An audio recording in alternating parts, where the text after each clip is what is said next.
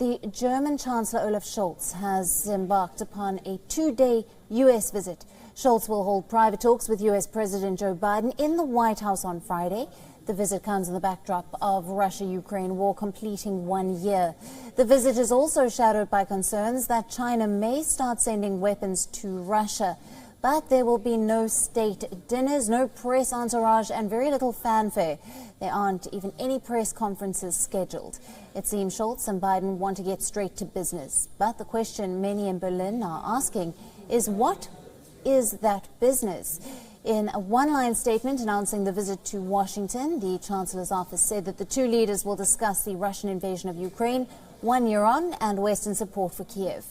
The quiet nature of the visit has led to some to wonder whether it is a reflection of a growing sense of urgency to find a new roadmap for ending the conflict in Ukraine. At this time, it is also important to note that ever since the war began, Germany has been at variance with the U.S. on a range of issues, starting with hesitations in Berlin regarding sanctions on Russia and energy security of Europe, to Germany's concerns regarding Nord Stream pipelines, and to the issue of sending advanced weaponry and tanks to Ukraine. The two nations have had their differences. In a nutshell, Washington has insisted that Berlin do more with respect to Ukraine, along with cracking down on Russia and China.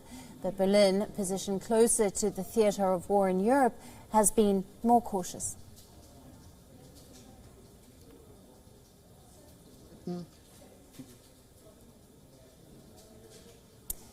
Now, for further updates, we are also being joined by our correspondent Susan Tehrani from New York, and the Major is, of course, still with us. Susan, to you first, what are we expecting from this visit by Chancellor Olaf Scholz to the U.S.?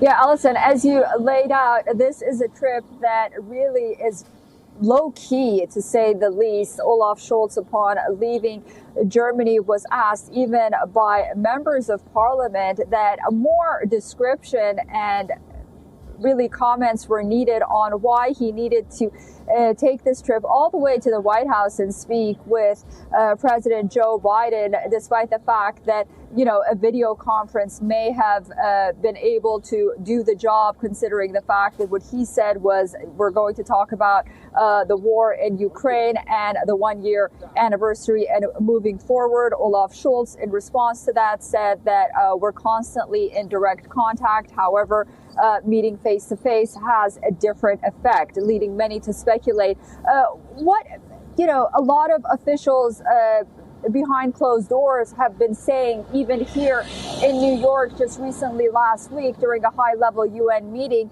that there is concern how long Western unity can stay intact, and on the other hand, how many more countries the West can really keep on its side as we enter the second year of the war. So there are speculations that perhaps some sort of conversation is going to be held between Olaf Scholz and Joe Biden as an option to end the war on the one hand. But then also we have that anticipated spring offensive on the part of Russia, which is coming up.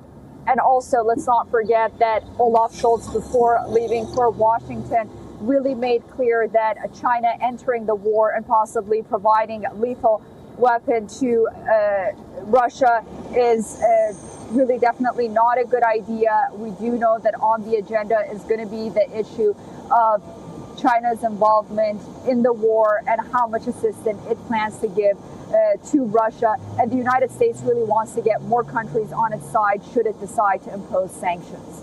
Absolutely. Susan, Major, coming to you now. We have seen growth in diplomatic activity with Biden's visit, G20, China's initiative and so on, but there seems to be very little impact on all of this in Ukraine on the ground. Yeah, I think there's little impact on Russia. And I think we've actually seen the Russian spring offensive already starting, and it's quite underwhelming as it's failed to gain anybody of substance on their side for their illegal war, and by illegal, by the United Nations. I mean, going to Iran and North Korea is very telling, and I agree that China will be very apprehensive, and I'm glad that Secretary Blinken was able to continue that message at the G20 that would be a really bad idea for the for the globe, really, because this isn't a fight against East and West. This is an illegal invasion. This is about recolonization, about the global international order. I love seeing Germany talking more with allies and partners, and especially their growth in support of Ukraine, because this is an attack on Europe as well.